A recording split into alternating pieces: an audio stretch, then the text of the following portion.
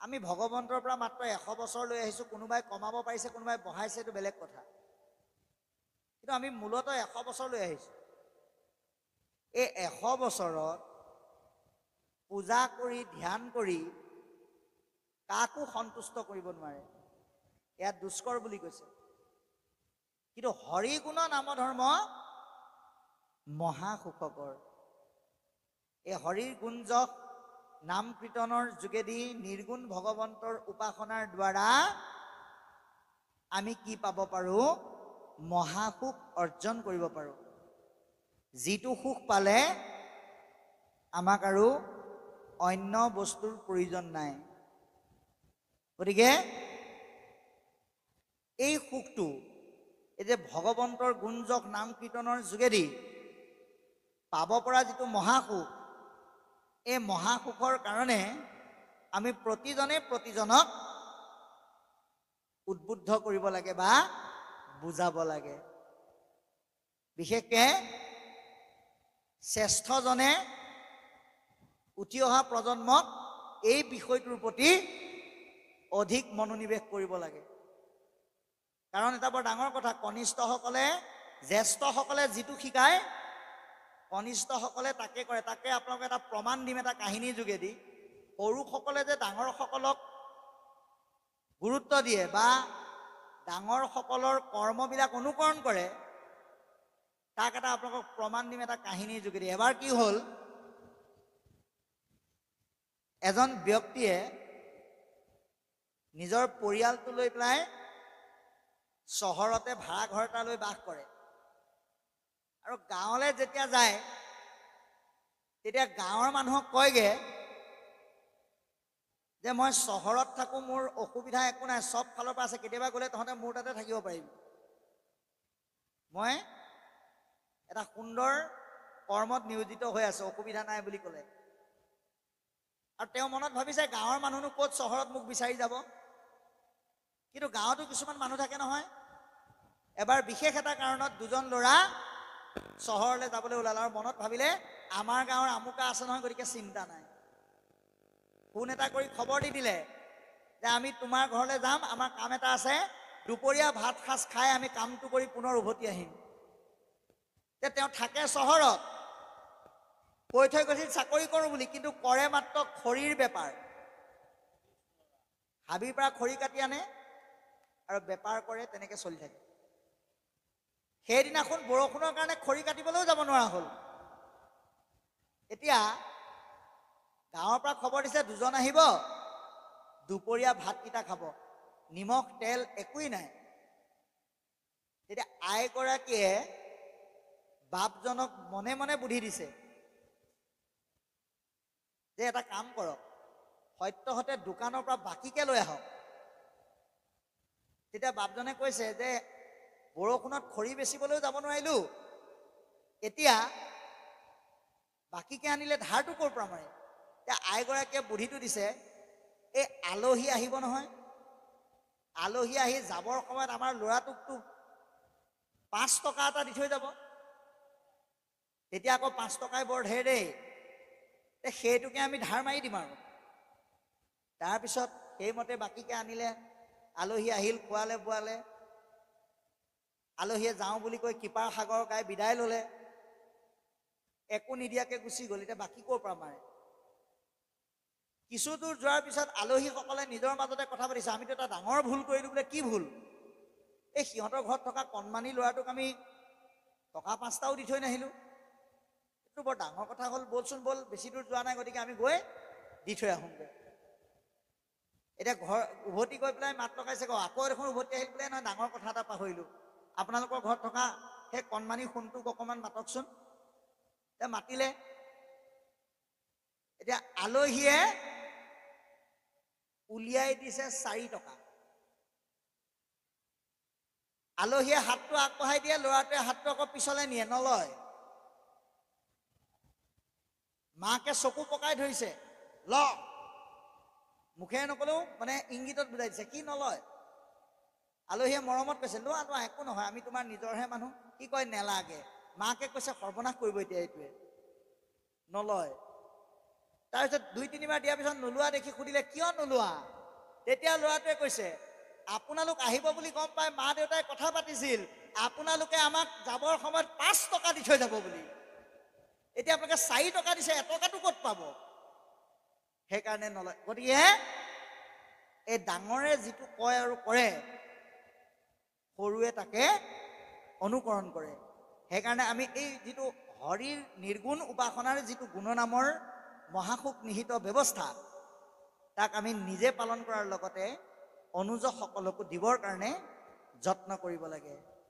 স্ত্ৰী বাল্য বৃদ্ধ সমস্তৰে অধিকাৰ বুলি কৈছে। ঈশ্বৰৰ নামত কোনো বাধ্যবাধকতা নাই।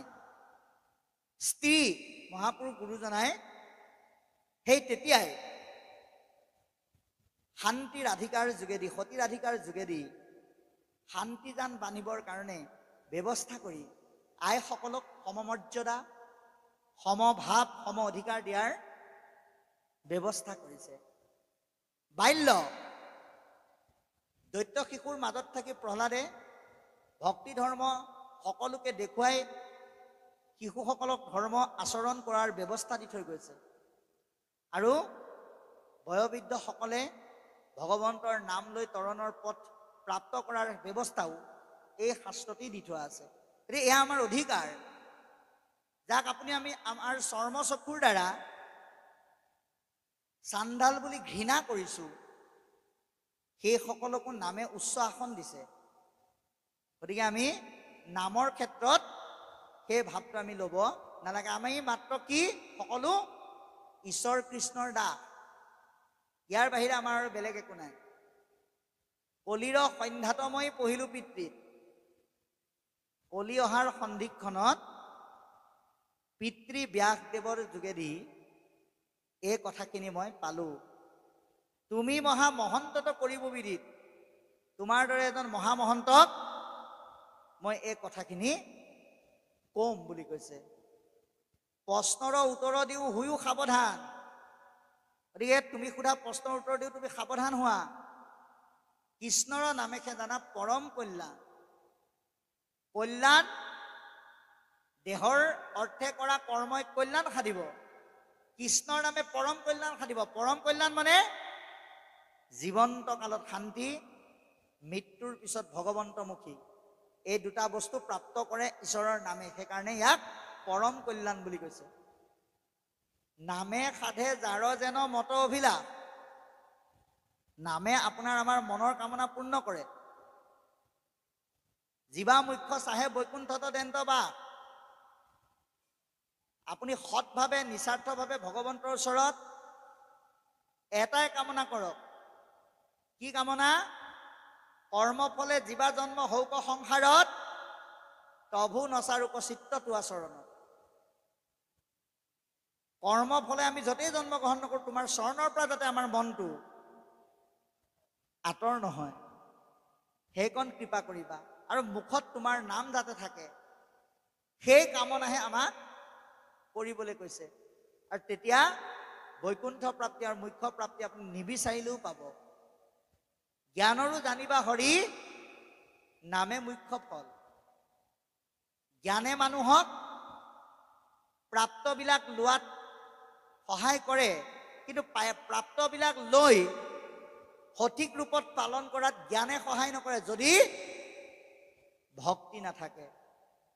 কেৱল জ্ঞানৰ দ্বাৰা আপুনি ঈশ্বৰৰ কৃপাত পোৱা সম্পদবিলাক সৎ ব্যৱহাৰ কৰিব নোৱাৰে। যদি সঁচা অৰ্থত জ্ঞানৰ দ্বাৰাই সৎ সম্পদ সঠিক ৰূপত ব্যৱহাৰ কৰাত সহায় কৰিলেহেঁতেন, আজি বহু মানুহ গুণী জ্ঞানী সন্ত হোৱাৰ পিছতো সমাজত চাৰিওফালে হত্যা, লুণ্ঠন, ধৰ্ষণ, অপহৰণ, পেপাৰ টিভি মেলিবই নোৱাৰি। গতিকে এটা বস্তুৰ অভাৱৰ কাৰণে সেইটো হৈছে, সেইটো হ'ল ভক্তি আৰু আধ্যাত্মিকতা। গতিকে কৈছে চাৰিও বেদৰ সাৰ এহিহে নিৰ্ণয়। চাৰি বেদৰ মূল সিদ্ধান্ত ঈশ্বৰৰ নাম আৰু ভক্তিয়ে যে গতি দিব। জানি পৰীক্ষিত তুমি তেজিও সংশয়। হে ৰাজন, সেইকাৰণে তুমি সংশয় ত্যাগ কৰি ভক্তিত অগ্ৰসৰ হোৱা। 2 অধ্যায়ৰ কথা গৈল সিমানে, শোকমুনি ৰাজাতক হন্ত বিদ্যমান। বাৰু কৃষ্ণ এতিয়া আমাক ইয়ালৈকে কৈছে যে অতি সুন্দৰকৈ কৈ গ'ল, 2 দণ্ডে পাইলা গতি খটাংগ নৃপতি, অল্পকালে সাধে সিদ্ধি কৃষ্ণৰ ভকতি, 2 দণ্ডে পাইলা গতি খটাংগ নৃপতি। এতিয়া 1 দণ্ডত 22.5 মিনিট, 2 দণ্ড মানে 45 মিনিট। আমাৰ গুৰুজনাই আগবঢ়াই থৈ যোৱা ধৰ্মটো সম্পূৰ্ণ বিজ্ঞানৰ ওপৰত প্ৰতিষ্ঠিত। বিজ্ঞানবিহীন ধৰ্ম কিন্তু বিকলাংগ বুলি কৈছে। সেইকাৰণে এটা শ্ৰেণীকোঠাত পাঠদান কৰাৰ সময়ো এটা ক্লাছত এজন শিক্ষকক 45 মিনিট কৰি দিছে। 45 মিনিটৰ পিছত আমাৰ মনটো এঠাইত নাথাকে, যেনি তেনি যাবলৈ ধৰে। সেইকাৰণে আমাৰ নাম প্ৰসংগৰ ব্যৱস্থাৰ সময়ো 45 মিনিট।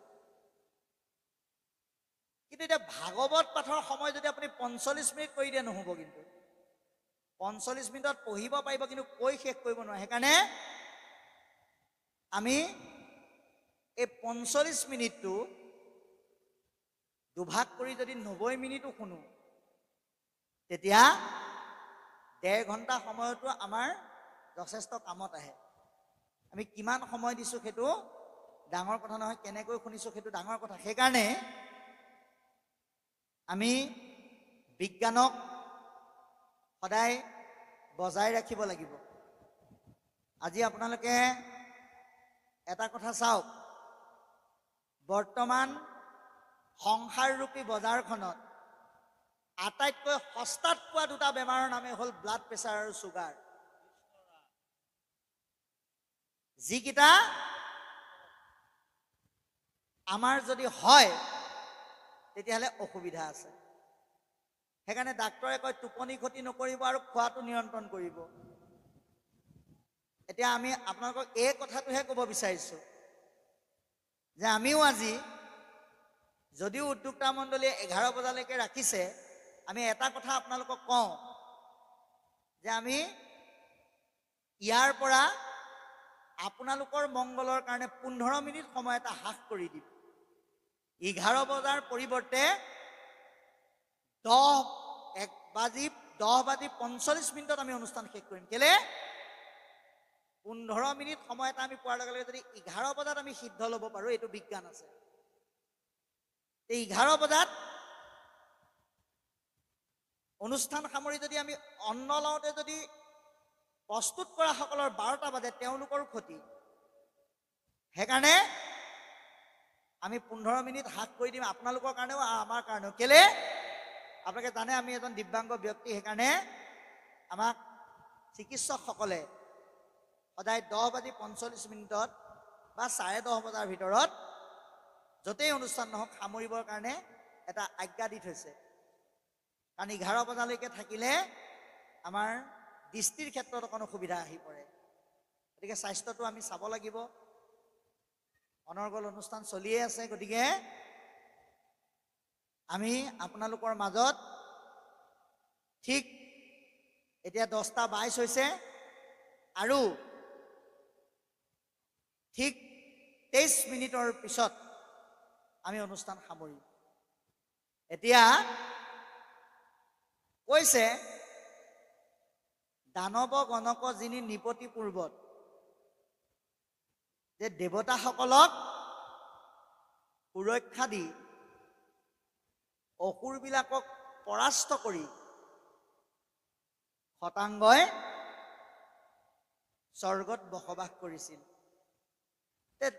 আহিবৰ সময়ত দেৱতাসকলে ক'লে দেৱ সবে বোলে বৰ লোৱা মহিপাল, হে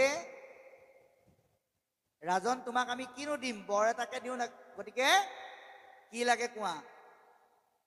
এতিয়া আপোনালোক যদি ভাগৱত শুনি গৈ থাকোঁতে বাটতে ভগৱানে লগ পাই সোধে, বোলে ক'লৈ গৈছিলা, বোলে ভাগৱতলৈ গৈছিলোঁ, বোলে ভাল কৰিলা, তোমালোকক কিবা এটা দিওঁ মই, কি লাগে কোৱা, তেতিয়া নিজৰ কাৰণেতো 100 বিঘামান খুজিবই, যে প্ৰভু 7 পুৰুষে খাই শেষ কৰিব নোৱাৰাকে অলপমান দিয়া বুলিও কোৱা মানুহো আছে। কিন্তু খটাংগই সেইটো কৰা নাছিলে। যেতিয়া গম পালে 45 মিনিটৰ ভিতৰত তেওঁ সংসাৰ এৰি যাব লাগিব, লগে লগে কি কৰিলে, যে দেৱে বোলে জীয়া আৰু 2 দণ্ড মানে শুনি শীঘ্ৰে পৃথিৱীত উঠিলা বিমানে, সময়ৰ সৎব্যৱহাৰ কৰি বিমানত উঠি পৃথিৱীলৈ বুলি যাত্ৰা কৰিলে। সমস্তকে তেজী ৰাজা স্থিৰ কৰি মন, আমাৰ মনটো সাংসাৰিক মায়াই অস্থিৰ কৰি ৰাখে, ভক্তিৰ যোগেদি স্থিৰ কৰি ভগৱন্তৰ চৰণত আশ্ৰয় ললে। গতিকে আমি ইয়াৰ দ্বাৰা কি কথা গম পালো, ভগৱন্তই হৈছে আমাৰ আশ্ৰয়ৰ একমাত্ৰ স্থল। ভগৱন্তৰ বাহিৰে আপুনি অইনত আশ্ৰয় ললে আমাৰ কামত নাহে। প্ৰমাণ আটাইকেইজনে দি থৈ গৈছে। সৃষ্টিকৰ্তা ব্ৰহ্মাদেৱে ভগৱন্তই চৰাই থকা গৰু আৰু গৰখীয়াবিলাক নি লুকুৱাই থৈ দিলে। ভগৱন্তই ভাবিলে জীৱা ব্ৰহ্মা নিয়ে লৈ তাকো যেবে আনো থৈ আনন্দ নাপাইব সৃষ্টি কৰে। ব্ৰহ্মাই নিয়া সোপাকে যদি মই লৈ আহোঁ তেওঁ আনন্দ নাপাব। সেইকাৰণে তেওঁ কি কৰিলে, নিজে গৰু আৰু গৰখীয়া হৈ কিমান দিন থাকিলে, এবছৰ। ব্ৰহ্মাই দেখি আচৰিত হ'ল আৰু কি কৰিলে, ভগৱন্তক স্তুতি কৰি ঈশ্বৰ সঁচা বুলি প্ৰমাণ কৰি দিলে। ইন্দ্ৰই ভাবিলে গোটেই পৃথিৱীক বৰষুণ দি দিওঁ। ভগৱন্তই কি কৰে চাওঁ, গোবৰ্ধন পৰ্বত দাঙি ধৰি সমস্তকে ৰক্ষা কৰি প্ৰমাণ কৰি দিলে ঈশ্বৰে সঁচা। হৰিহৰৰ যুদ্ধ আমাৰ অসমৰ তেজপুৰত হৈছিল, য'ত হৰি সঁচা, বাকী সকলোবিলাক মিছা, এয়া প্ৰমাণ কৰি দিলে। ইমানখিনি প্ৰমাণ কৰাৰ পিছতো আমি যদি আমাৰ আশ্ৰয়ৰ স্থল ঈশ্বৰ বুলি নাভাবোঁ, তেতিয়াহ'লে আমি বাৰে বাৰে জন্ম, বাৰে বাৰে মৃত্যু, এই অৱস্থালৈকে আহিব লাগিবই। গতিকে মুহূৰ্তে খটাংগে পাৰিলা পৰম গতি গত। যদি খটাংগই 45 মিনিট ব্যৱহাৰ কৰি গতি লাভ কৰিব পাৰে, 100 বছৰত আপুনি আমি সপ্তাহৰ 7 দিন ব্যৱহাৰ কৰি, পৰীক্ষিত ৰজাক কোৱাৰ যোগেদি আমাক কৈছে 100টা বছৰত আমি পোৱা এসপ্তাহৰ 7টা দিন সৎ ব্যৱহাৰ কৰি আমি গতি নাপাম কেলে, এই কথা আমি অনুভৱ কৰিব লাগিবই। এহি বুলি কহিলা ধাৰণা যুগ মুনি, এইখিনিলৈকে ভক্তিৰ এটা ধাৰণা দিছে। যাক কহি আশাহৰি ব্ৰহ্মাটো আপুনি, যিখিনি কথা স্বয়ং ভগৱন্তই ব্ৰহ্মাদেৱক কৈ আছে। এতিয়া কৈছে সংসাৰৰ তৰণ পথ আছে অসংখ্যাত, সংসাৰখন তৰিম বুলি পৰিকল্পনা কৰা পথ ঢেৰ আছে, কিন্তু আপুনি তৰিব নোৱাৰে। মই আপোনাক এটা উদাহৰণ দিম। আপোনালোকৰ এই জগদুৱাৰলৈ, আপোনালোকৰ যাত্ৰাজনী বা জগদুৱাৰ এই গাঁৱলৈ আপোনালোক আহিব। এতিয়া আপুনি যাত্ৰা কৰিব যদিবা তেজপুৰৰ পৰা, এতিয়া তেজপুৰৰ পৰা যাত্ৰা কৰোঁতে আপুনি দেখিছে একেলগে 3খন গাড়ী আছে।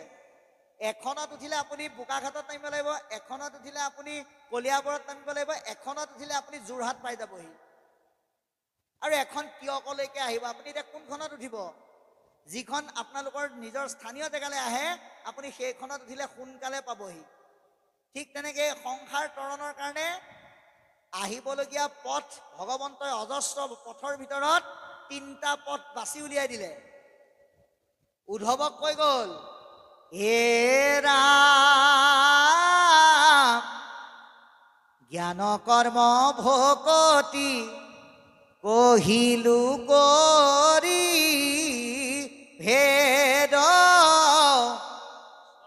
ভকতি পৰম পন্থ দিলু পৰি চেৰ।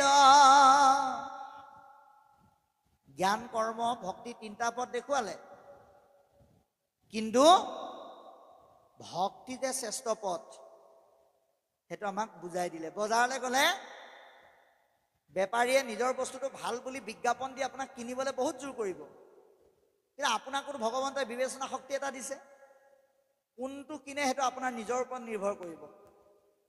সংসাৰৰূপী ভৱ বিষয়ৰ বজাৰখনত গতি কৰিব পৰা এই পথকেইটাৰ ভিতৰত কলিযুগত ভক্তি পথ যে শ্ৰেষ্ঠ, সেইটো ভকতে কি কৰিব? নিৰ্ণয় কৰিব, আপোনাৰ সবে নিৰ্ণয় কৰিব। গতিকে শ্ৰৱণে কীৰ্তনে মাত্ৰ কৃষ্ণক আৰাধে। ভক্তিৰ পথেদি যাত্ৰা কৰিবলৈ হ'লে আপুনি শ্ৰৱণ কীৰ্তন কৰিব লাগিব। কিন্তু শ্ৰৱণ কীৰ্তনত এটা কথা আছে, শুনা মানে শ্ৰৱণ, গোৱা মানে কীৰ্তন। কিন্তু কীৰ্তন মানে গোৱা আৰু শ্ৰৱণ মানে শুনা নহয়, যদিহে মনটো দি পেলাই শুনা নাই। মই আপোনাক এটা উদাহৰণ দিছোঁ। ল'ৰাটো তিনিআলিলৈ ওলাই গৈছে, বাপেকে কৈছে বোপাই যাওঁতে জপনাখন মাৰি থৈ যাবি, আহোঁতে আমুকৰ দোকানৰ পৰা চলাই এপেকেটে নিমখ এপেকেটে লৈ আহিবি, আৰু পথাৰত থকা গৰুকেইটা লৰাই থৈ আহিবি। বাপেকে কোৱা কাম ক'লে, পিতেকে শুনিছেনে নাই ভাবি নাচালে। ল'ৰাটো গ'ল, যাওঁতে জপনাখনো মাৰি থৈ নগ'ল, দোকানতো নোসোমাল, গৰু নৰলালে।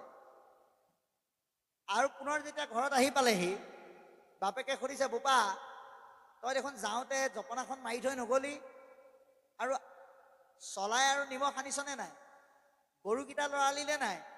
পুতেকে কৈছে মইনো কেনেকে জানো চলাই নিমখ আছে নাই, আৰু গৰুকেইটা লৰাবলৈতো মোক কোৱা নাছিলা। তেতিয়া বাপেকে কৈছে মই তোক যাবৰ সময়ত দেখোন দহাই দহাই কৈছিলোঁ। এতিয়া পিতেকে কি কৈছে, তুমি কৈছিলা, মোৰ কাণত সোমাল, কিন্তু মই মনেই নকৰিলোঁ। গতিকে এই মনটো যদি ইয়াত নাথাকে, তেতিয়াহ'লে প্ৰকৃত শ্ৰৱণ কীৰ্তন নহ'ব। কৃষ্ণক আৰাধনা কৰিব পৰাকৈ শ্ৰৱণ কীৰ্তন কৰিবলৈ হ'লে মনটো আমি ৰামৰ চৰণত লগাবই লাগিব। গতিকে জাতহন্তে হুৱে ৰতি কৃষ্ণৰ চৰণে, যাৰ মনত, যাৰ চিন্তা কৃষ্ণ ভাৱনাত একাত্মভাৱে ৰতি হয়, তেওঁ যিটো সুখ পায়, নাহিকে সুগম আতপৰে ত্ৰিভুৱনে, তাতকৈ আৰু শ্ৰেষ্ঠ সুগম পথ এই সংসাৰত নাই। কোনে ক'লে? পূৰ্বতে ব্ৰহ্মাই একচিতে তিনিবাৰ, ব্ৰহ্মাদেৱে এক চিতে তিনিবাৰ এই বস্তুটো প্ৰমাণ কৰি আমালৈ থৈ গৈছে। গতিকে কি প্ৰমাণ কৰিলে?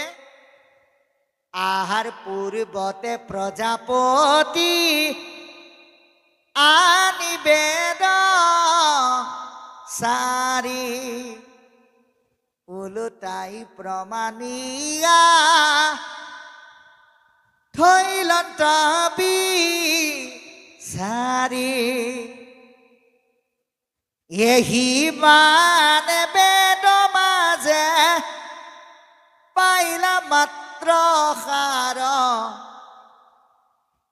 হৰিৰ কীৰ্তনে জানা তৰয় সংসাৰ। ঈশ্বৰৰ নামে যে সংসাৰ তৰে, এয়া ব্ৰহ্মাদেৱে প্ৰমাণ কৰি থৈ গৈছে। শ্ৰৱণ কীৰ্তন মাত্ৰ সুগম ভকতি বুলি কৈছে। সুগম পথ ভক্তি শ্ৰৱণ কীৰ্তনৰ দ্বাৰা প্ৰাপ্ত হয়। অল্পতে উপজে গোবিন্দত প্ৰেমৰতি। আজি আপোনালোকৰ প্ৰেম অহাৰ কাৰণেহে ইয়াত আছে, কাৰণ ভাগৱতখন আপোনালোকৰ প্ৰত্যেকৰে ঘৰে ঘৰে আছে। তথাপিতো উদ্যোক্তাসকলে সেৱকীয়ে নিমন্ত্ৰণ কৰাৰ কাৰণে এতিয়া এই 10:32লৈকে আপোনালোক ইয়াত বহি আছে। এয়া কেৱল এনেই বহি থকা নাই, ভাগৱত নামৰ কিতাপ এখন পঢ়ি আছে বুলি বহি থকা নাই, প্ৰেম আছে। এই সুগম প্ৰেমটো সাধুৰ বাহিৰে বেলেগত পোৱা নাযায়। হেন জানি মহাযত্নে কৃষ্ণক সৰ্বথা।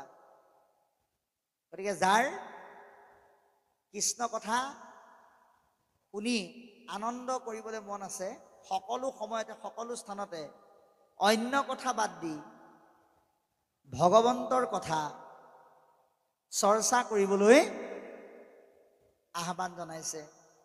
গতিকে শুদ্ধ হৈ বা এতেকে তেজীবে মায়া জালে আমি এটা কথা উপলব্ধি কৰিব লাগে যে এজন জালুৱাই বিপদত পতিত হোৱা জীৱটোক জালৰ পৰা উদ্ধাৰ কৰি দিব পাৰে, কাৰণ উদ্ধাৰ কৰাৰ ব্যৱস্থাটো জালুৱাজনৰ হাততহে আছে। এতিয়া ভগৱন্ত যদি এজন জালুৱা হয়, আপুনি আমি মায়াৰ জালৰ পৰা উদ্ধাৰ হ'বৰ কাৰণে তেওঁক খাটনি ধৰিব লাগিব। কিন্তু জালখনৰ পৰা উদ্ধাৰ পাবলৈ তেওঁক খাটনি ধৰিবলৈ হ'লে আমি মায়া মানে কি আমি জানিব লাগিব। এতিয়া মায়া মানে কি? অবস্তুক দেখাৱয় বস্তুক আৱৰি সেহি সে মুহুৰ মায়া জানা নিষ্ট কৰি। অবস্তু মানে দেহ, বস্তু মানে আত্মা। আত্মাক আৱৰি যিটো দেহাত্মা বিবেকৰ ভাৱনাই আমাক ধাৰণ কৰি ৰাখিছে, সেইটোৱে হৈছে মায়া। এতিয়া মায়াই এক প্ৰবল শক্তি লৈ আমাক পৰিচালনা কৰি আছে। সি অকলে অহা নাই, লগত 16টা পুত্ৰ লৈ আহিছে। কি হে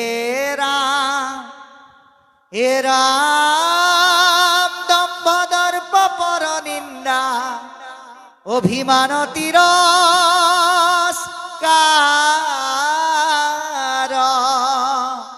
কাম ক্ৰোধ লোভ মোহ গৰ্ব অহংকাৰ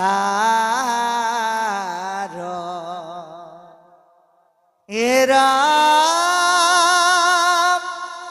ঈৰ্ষা অসূয়াশা হঠবিভীষাৰ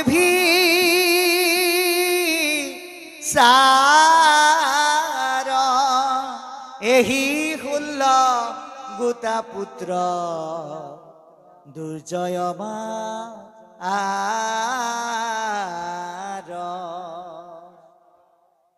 এইবিলাক হ'ল মায়াৰ পুত্ৰ।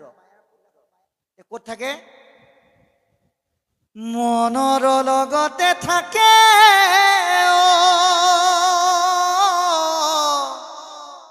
এহি 16 জন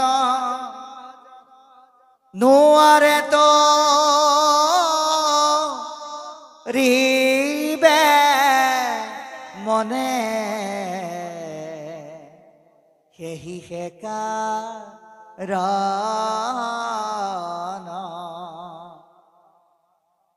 মনক এই পুত্ৰকেইটাই দিগদাৰ কৰি থাকে। সেইকাৰণে আমি তৰিব নোৱাৰো। সেইকাৰণে কৈছে মায়াৰ জালৰ পৰা মুক্ত হ'বলৈ হ'লে ঈশ্বৰৰ কথা শুনি মন শুদ্ধ কৰিব লাগিব, তেতিয়াহে ঈশ্বৰৰ কৃপা পাবা। আৰু সেইকাৰণে আমাক সিদ্ধান্ত দিলে কি বুলি? এৰা জ্ঞানী মনুষ্যৰ এহি মানে প্ৰয়োজন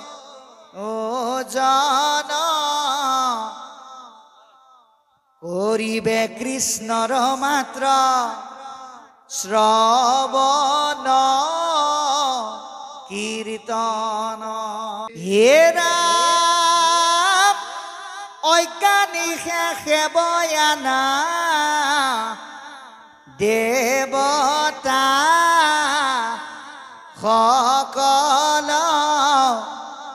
যেন পুত্ৰ ভাৰ্যাৰ জনে তু সফল। ভকত জনৰ সঙ্গে ৰঙ্গে সৰ্বক্ষণ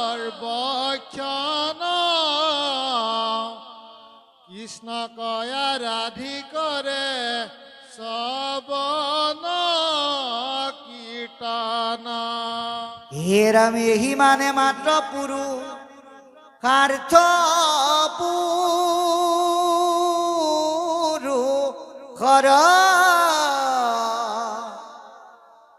কৰ্ম হবে ব্যৰ্থ হৰি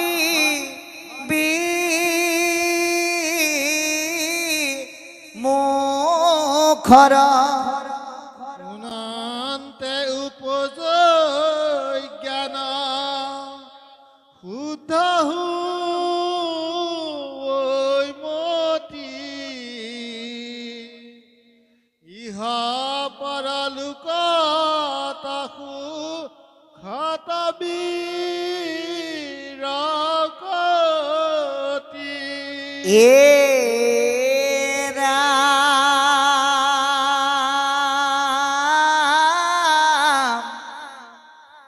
মুখ্যটোই অধিক সুখ সপ্ৰেম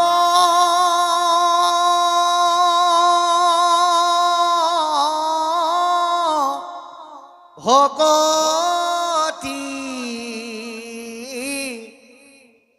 হেন হৰি কথা তন কৰে কোনে ৰতি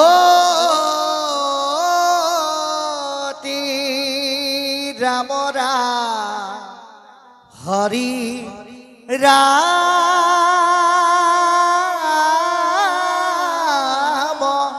ৰাম।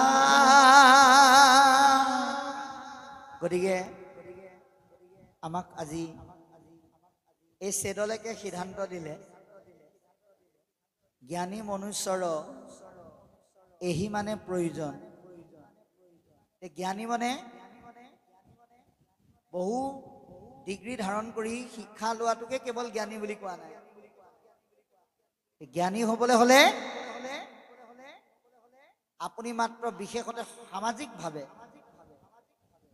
চাৰিটা কথা জানিব লাগিব। কি কি? মই ক'ৰ পৰা আহিলোঁ, মই কোন, মই কলৈ যাম আৰু মই কি কৰিব লাগে। এই চাৰিটা কথা যি জানিছে সেইজনে জীৱনৰ প্ৰয়োজনীয়তাবিলাক পূৰাব পাৰিব আৰু সেইজনেই জ্ঞানী। প্ৰথম কথা হ'ল মই ক'ৰ পৰা আহিলোঁ। আমি ভগৱন্তৰ কৃপাত ব্ৰহ্মাৰ অনুগ্ৰহত আমি এই ধৰালৈ আহিলোঁ। সেইকাৰণে কৈছে ব্ৰহ্মাৰ প্ৰাৰ্থনী নৰতনু অনুপাম বুলি।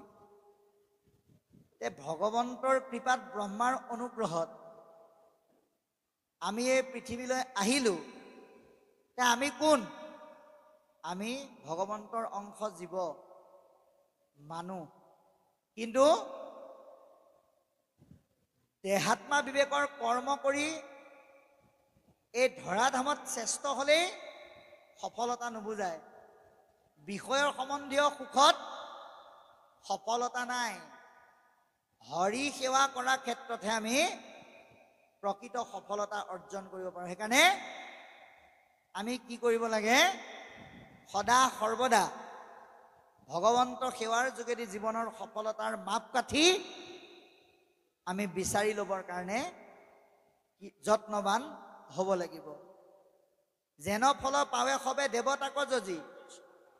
অন্য ধৰণৰ দেৱ দেৱতাবিলাকক সেৱা কৰি পূজা কৰি যি ফল পায়, ভগৱন্তৰ নাম ল'লে ততোধিক ফল লাভ কৰিব পাৰি বুলি কৈছে। লভে কৰ্ম সিদ্ধি প্ৰভু মাধৱক ভজি। গতিকে ঈশ্বৰৰ নাম ল'লে আমি ততোধিক ফল লাভ কৰিব পাৰোঁ। গতিকে সত্যত এটা দাপৰ যুগত ধ্যান কৰি যজ্ঞ কৰি পূজা কৰি যি ফল নাপালে, কলিত ঈশ্বৰৰ নাম ল'লেই পাই যায়। কিমান সুন্দৰ ব্যৱস্থা, কিমান সহজলভ্য ব্যৱস্থা। গছৰ পকা পাত বায়ু খাই পেলাই ধৰ্ম কৰিব লগা হৈছিল। কিন্তু আজি আপোনাক আমাক কি দিছে? কোনোবাই সেৱা পাতিছে, কোনোবাই মাতিছে, আপোনাক আমাক কৈছে যে তোমালোকে থিয় হৈ শুনিব নালাগে, খুব সুন্দৰকে আসন পাৰি দিয়া আছে, তাত বহি পেলাই শুনা। আন্ধাৰে মুন্ধাৰে শুনিব নালাগে, লাইটৰ পোহৰত প্ৰত্যেকে মুখবিলাক চাই চাই শুনা। আৰু কষ্ট কৰিও শুনিব নালাগে। 28,000 ঋষিয়ে ভাগৱত শুনোতে আজিৰ দৰে কেইটা সাউণ্ড বক্স ব্যৱহাৰ কৰিছিল, কিন্তু আজি আমাক লাহেকে ক'লেই বহুত দূৰলৈকে যোৱাৰ ব্যৱস্থা বিজ্ঞানে কৰি দিলে। তাৰ পিছতো যদি আমি হৰি কথাত অৱহেলা কৰোঁ তেতিয়াহ'লে কিন্তু অসুবিধা আছে। বিশেষকৈ আমাৰ কৰ্মৰ পিছফালে 3ডাল নেগুৰ লাগি থাকে, মনত ৰাখিব। যি 3ডাল নেগুৰৰ কাৰণে আমি হৰি কৰ্মত আমাৰ অৱহেলা হয়। নামলৈ যাবলৈ, পাঠলৈ যাবলৈ, ভকতৰ সংগলৈ যাবলৈ আমাৰ অসুবিধা হয়। আমাৰ 3ডাল নেজ আমাৰ কৰ্মৰ পিছফালে লাগি থাকে। কি কি চাব দেই, এই নেজ 3ডালৰ লগত আজি চিনাকি হৈ লওক। 1 নম্বৰ নেজডালৰ নাম হ'ল হেতেন, 2 নম্বৰ নেজডালৰ নাম হ'ল চিলে, 3 নম্বৰ নেজডালৰ নাম হ'ল যদি, 4 নম্বৰ নেজডালৰ নাম হ'ল কিন্তু। এই 4ডালে বৰ আমনি কৰে। কেনেকে কৰে চাব দেই। বোলে বাপ নামলে মাতিছে নেকি? বোলে মাতিছে, যাব পৰাহেঁতেন ভালেই আছিলে। সেই হেতেনডাল লাগিয়ে গ'ল নহয়, যাব নোৱাৰো তাৰমানে। 2 নম্বৰ নেগুৰডাল চাব, বাপ নামলে মাতিছে নাই? বোলে মতাটো মাতিছে, যাম বুলিও ভাবিছিলো, যদিও নাযাওঁ। কেলে? বোলে শইকীয়া আহিলে মোৰ নামলৈ যাবলৈ মনেই নাযায়। তাত যদি শইকীয়া বহি থাকে, যদি বৰা বহি থাকে, মই তাত বহিলে দেখোন মোৰ কিবা বিচাই ডকাতি থাকে। এই যদিটো তাত লাগি গ'ল, হেতেন আৰু যদি হৈ গ'ল। তাৰপৰা চিলে, বোলে বাপ আপোনাক নামলৈ মাতিলে নে? মাতিলে বাৰু, যাবলে মনটো আছিলে, চিলে। লগত আকৌ এডাল নেগুৰ লাগি গ'ল, কিন্তু। কিন্তুটো কি? মানুহগৰাকীয়ে চুৰিয়া চেলেং গামোচা চব চাৰ্ফত তিয়াই দিলে, কিন্তু। গতিকে এই হেতেন চিলে যদি কিন্তু, এই 4ডাল নেগুৰ যদি আঁতৰ কৰিব নোৱাৰে তেতিয়াহ'লে আপুনি ভক্তিত আগবাঢ়িব নোৱাৰিব।